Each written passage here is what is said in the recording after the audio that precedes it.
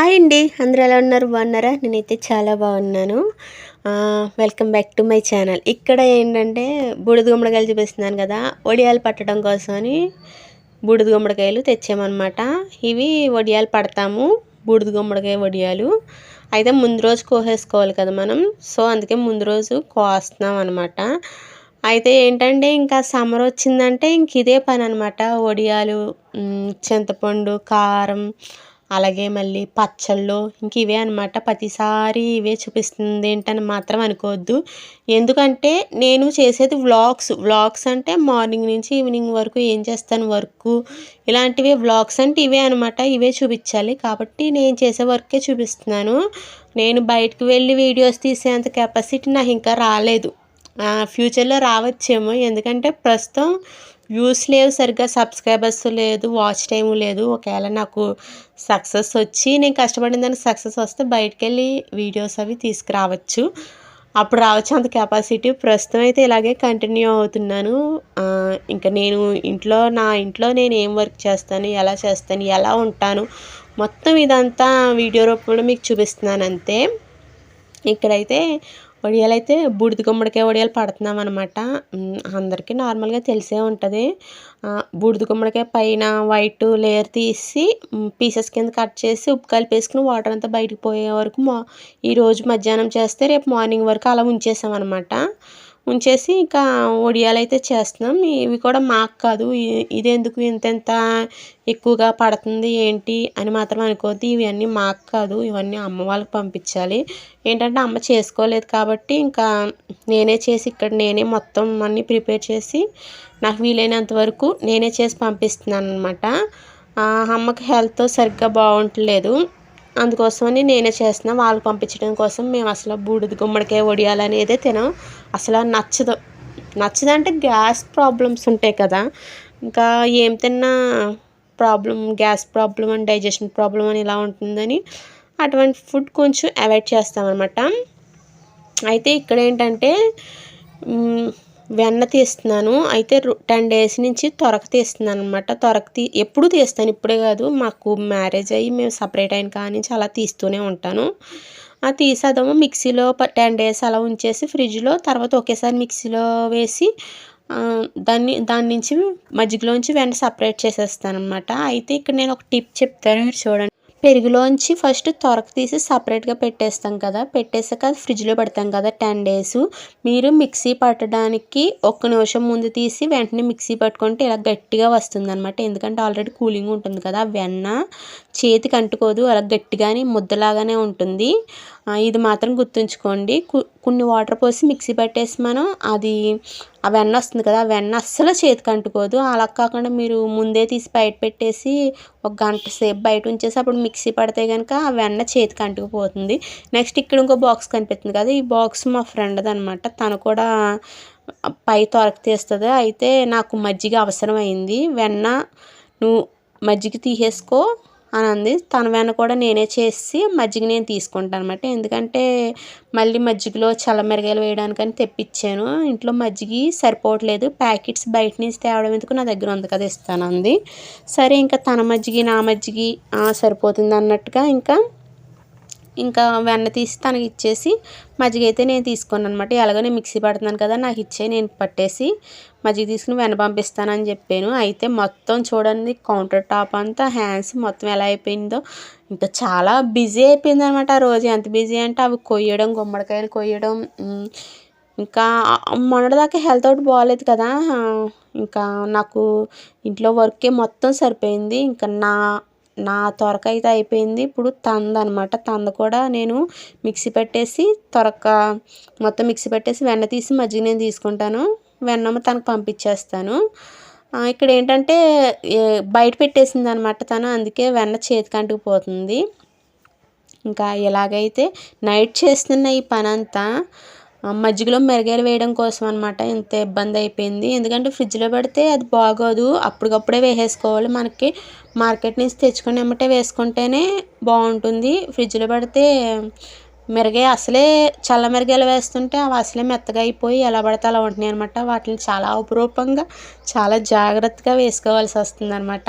నిజంగా అవి ఎండేదాకా ఎంత అపురూపంగా చూడాల్సి వస్తుందో వాళ్ళని మనం చంటి పిల్లల్ని చూస్తాం కదా, ఆ టైప్లో చూడాల్సి వస్తుంది అనమాట.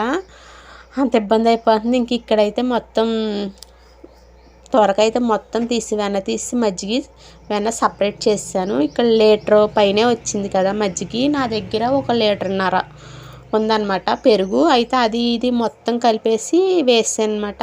ఈసారి మిరగాయలు వచ్చేసి 4 కేజీలన్నర తెప్పించాను. మళ్ళీ నేను 5 కేజీలు అన్నాను, కాకపోతే ఒక 1/2 కేజీ తక్కువ వచ్చిందనమాట.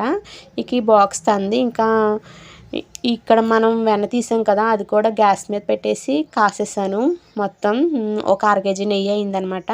ఈ విధంగా చేయండి, నిజంగా వెన్న చేతికి అంటుకోదు, అలా గట్టిగానే ఉంటుంది. ఇంకా మొత్తం బిజీ అనమాట. ఈ బిజీలోనే మా హస్బెండ్ వచ్చి టీ పెట్టి అంటారు. టీ అంటే తనకు చాలా ఇష్టం, నాకు అస్సలు ఇష్టం ఉండదు. టీ అంటే అమ్మోయ్ అసలు వెనక్కలా పారిపోతాను అనమాట. చాలామంది టీకిని వాళ్ళకి చాలా అటాచ్మెంట్ ఉంటుంది అనమాట. ఎందుకు అంత ప్రాణం పెట్టేసుకుంటారో నాకు అర్థం కాదు. తాగిన వాళ్ళకే తెలియాలి. మా హస్బెండ్కి అయితే చాలా ఇష్టం. టీ అంటే 4-5 సార్లు పెట్టించిన తాగుతారు. నేనే పెట్టను అనమాట. వద్దు, ఎక్కువగా తాగకూడదు, అది హెల్త్కి అంత మంచిది కాదని చెప్తాను. ఎందుకు అంత ఫేవరెట్ నాకు అర్థం కాదు.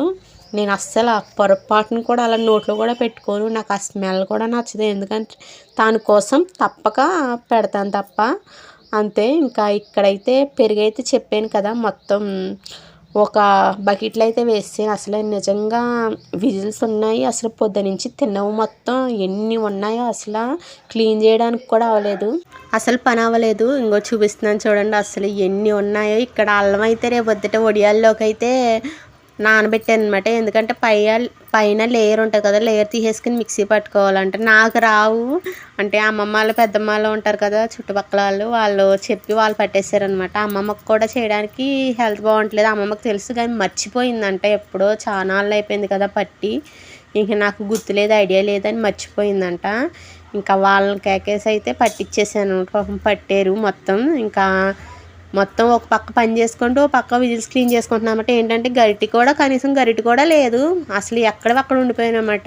కాయలు కోయడం వాటితోటే సరిపోయింది. మినపప్పు తెచ్చుకోవడం, అవి జల్లించుకోవడం చేసుకోవడం. ఇంకా నేను మీకు సగమే చూపిస్తాను వీడియోలో, కానీ నేను వెనకాల చేసుకునే పని చాలా ఉంటుందన్నమాట. ఇంకా ఇదే అడవుల్లో పిల్లలు రైస్ పెట్టమన్నారు, అన్నం పెట్టమన్నారు. ఆ రోజు పప్పు చేశాను. సారీ, పప్పు కాదు, పప్పుచారు చేశాను. ఉత్తి పప్పుచారు వేసుకుని తినమని మాకు వడియాలు కావాలని అన్నారనమాట. మళ్ళీ వాళ్ళ కోసం మళ్ళీ వడియాలు వేపుతున్నాను వాళ్ళ కోసం. ఇంకొక పక్కము మనకి ఇక్కడ వెన్నపోసి పెట్టాను కదా, నెయ్యి కూడా రెడీ అయిపోయింది. కాసేపు మరగనిచ్చి ఇంక స్టవ్ కూడా ఆఫ్ చేసాను. నెక్స్ట్ ఇక్కడ అసలైన కార్యక్రమం అనమాట. ఏంటంటే మళ్ళీ మిరగాయలు మొత్తం ఎన్ని ఉన్నాయో చూసారా, ఇవన్నీ నాట్లు పెట్టి మజ్జిగలో వేయాలన్నమాట. మొత్తం పెరుగంతా ఒక బకెట్లోనే వేసాను, తర్వాత సపరేట్ చేద్దారని వేసి మళ్ళీ అందులో యాజ్ ఇట్ ఈస్ మీకు లాస్ట్ వీడియోలో చూపించాను అనమాట. సేమ్ అంతే.